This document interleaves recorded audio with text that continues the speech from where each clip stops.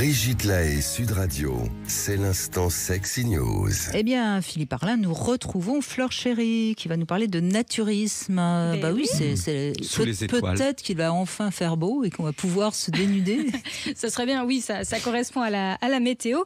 Et comme on parle des éléments et de leur façon d'influer sur notre corps, comment s'y reconnecter, c'est aussi une pensée que partagent les naturistes.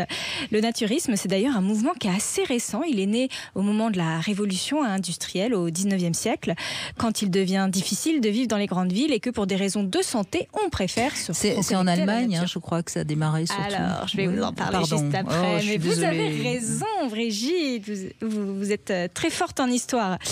Donc, pour des raisons de santé, on pratique le camping, les sports en plein air comme la randonnée, on mange végétarien et bien sûr, on s'offre des baignades nues en mixité.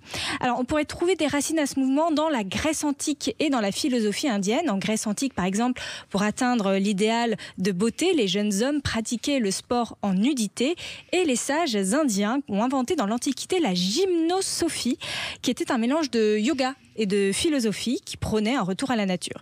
Cette gymnosophie, elle a très bien pris, surtout dans tout l'arc nord de l'Europe, germanique et anglo-saxon, des pays qui avaient déjà la culture du sport en pleine nature, comme le cricket ou le golf, et qui ont vite vu dans le naturisme un moyen d'alterner entre le travail à la ville et la vie près des lacs et en pleine forêt. Le naturisme a aussi connu un coup d'éclat, vous l'avez raison, en Allemagne, et surtout en Allemagne nazie, même si l'on peut penser que le mouvement prônait une forme de liberté individuelle qui ne plaisait pas forcément à l'idéologie sous le Troisième Reich. Les photos de propagande que permettait le naturisme avec les torses de beaux hommes blonds bien musclés, le torse huilé qui se baignait dans des lacs, ont quand même servi à la promotion de la soi-disant race aryenne. Et les lois de plus en plus permissives allemandes sur la nudité en non-mixité ont proliféré au début du XXe siècle. Ils sont donc à la racine de l'éclat du naturisme que l'on connaît aujourd'hui dans toute l'Europe. Donc vous avez raison, ça vient d'Allemagne.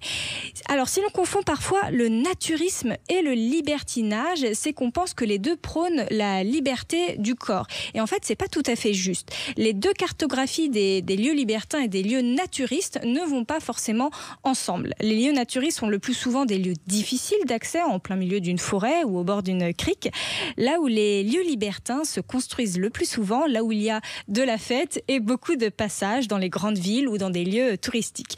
Il y a aussi une différence majeure, c'est que les lieux naturistes sont souvent transgénérationnels. Il peut y avoir des petits-enfants comme des grands-parents. Et très écologiques aussi, ce qui n'est pas le cas du libertinage. Vous avez raison, là où les populations libertines aiment se fédérer autour d'une seule classe d'âge et aussi n'ont pas forcément tous un souci écologique dans leur esprit. L'emblème de la confrontation entre les naturistes et les libertins, c'est le Cap d'Agde, bien sûr, là où les naturistes ont cédé au confort des appartements et des plages aux belles infrastructures et se sont fait envahir par les libertins. En revanche, le mouvement naturiste est moins hédoniste, moins 68 arts et déconnant qu'il en a l'air. Il nous apprend qu'être plus humble avec la nature, c'est être plus doux aussi avec soi-même. Oui. En même temps, ce qui m'a toujours frappé chez les naturistes, je ne parle pas des libertins là, c'est qu'ils sont tout à fait capables, quand il fait froid, de mettre un pull et pas de mettre de pantalon. Et ça m'a toujours, comment dirais-je, fait sourire. Encore une fois, pourquoi pas, moi j'ai pas. Mais tout dépend d'où on a froid, Brigitte. Oui, mais enfin, je suis désolée, mais on a. Vous avez les fesses frileuses. Je dois avoir les fesses pas assez chaudes, ça doit être. Effectivement, pour l'avoir pratiqué, j'avais froid en haut et pas en bas. Ah oui. Oui. Les organes vitaux, oui, sont au niveau du torse. C'est ceux qui ont froid. On protège le cœur, les poumons. En premier. Ouais. Et puis l'histoire des vêtements, c'est ça. En premier lieu, on se protégeait du froid, donc on se protégeait dans des grandes couvertures. On n'avait pas du tout cette idée de sous-vêtements, de slip, de pudeur qui arrivait bien après. Oui, vous avez raison. Oui, donc voilà, vous avez répondu à mon interrogation. Je dois avoir le cul froid. Oui. Juste l'été, quand vous faites du naturisme, bien sûr. Oui, ça doit être ça. Non, mais c'est non, mais c'est intéressant. Pas le cul assez rebondi aussi, peut-être, Brigitte. Pour c'est prendre un le endroit soleil. où il y a assez de graisse. Normalement, ça tient chaud quand même, les fesses. Bon, vous allez laisser mon cul tranquille. Non, oui, franchement, là, excusez-nous. Non, Votre mais lune. pour parler un peu astrologie. N'est-ce pas ? Non, mais je crois que ce qui est important, en tout cas, c'est quelque chose qui est très, très spécial, le naturisme. Et je crois que ce qu'il faut bien rappeler, c'est qu'a priori, c'est une bonne manière d'être bien dans son corps, pour beaucoup de gens, et c'est très bien. Néanmoins, attention, parce que certains enfants, à un moment donné, sont très très gênés et c'est ça qu'il faut aussi entendre. C'est le message que je veux passer peut-être aux adultes qui sont naturistes, et très bien. Mais il faut respecter la pudeur. Vérifiez toujours. Que vos enfants sont toujours partants, parce que parfois ça peut créer le mouvement inverse. Des fois, dans des familles extrêmement ouvertes, et à juste titre, on peut avoir un enfant qui visiblement est gêné, etc. Et il ne faut pas essayer de le convaincre.